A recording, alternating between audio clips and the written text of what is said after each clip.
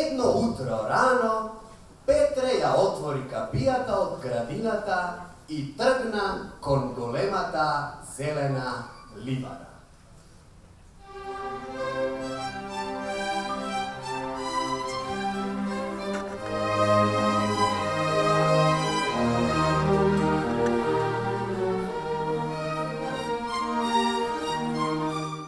Восхит, возбуда и широки насмевки изнуди музичката приказна Петри и Волкот во изведба на Симфонискиот оркестар на Македонската филхармонија.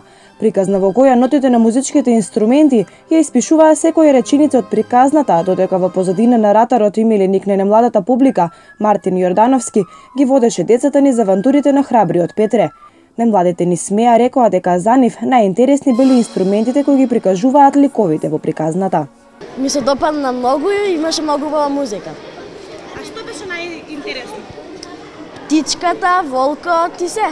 Па најинтересно беше како кога волкот тореше и кога пушките пука. Тоа мене највеќе ми се допадна. Кога птицата леташе. Друго нешто? И кога волкот се спрепна. Мене многу ми се допадна и сите инструменти беа многу убави. Што за тебе беше најинтересно? Па не знам, целата представа беше многу интересна и секој инструмент си има своја убавина и затоа се ми се допадна. Според првата виолина на Македонската филхармонија Ана Контратенко, секоја публика на различен начин ја доживува музиката. Кога станува збор за концертите за немладите, вели таа, за нив се посебни, затоа што децата на вистински начин го прикажуваат она што го чувствуваат. Конкретно, вели дека вистинско доживување е за нив да прават посебни концерти за деца. Постои голема традиција и долга традиција низ цел свет во сите оркестри да дават вакви детски концерти. Еве и затоа и Прокофиев, Сергеј Прокофиев, напишал оваа дело Петри и Волк, како едно мало представување на оркестар за најмладите.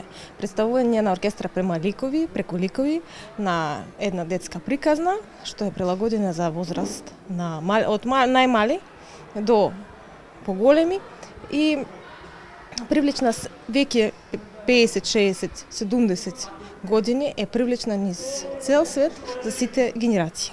И наставниците по музичко образование во целост се согласуваат дека ваквиот начин на представување литературно дело за деца придонесува немладата публика на некој начин да се запознае со класичната музика, која за поголемиот дел од нив е речиси непозната.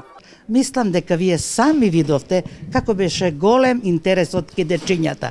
Но, ова мислам дека треба да се повтори, затоа што овде беа 400 дечиња, а ние сигурно имаме уште 400 деца кои што на часовите по музичко воспитување ќе го слушаат како програмска музика Петри и Волкот.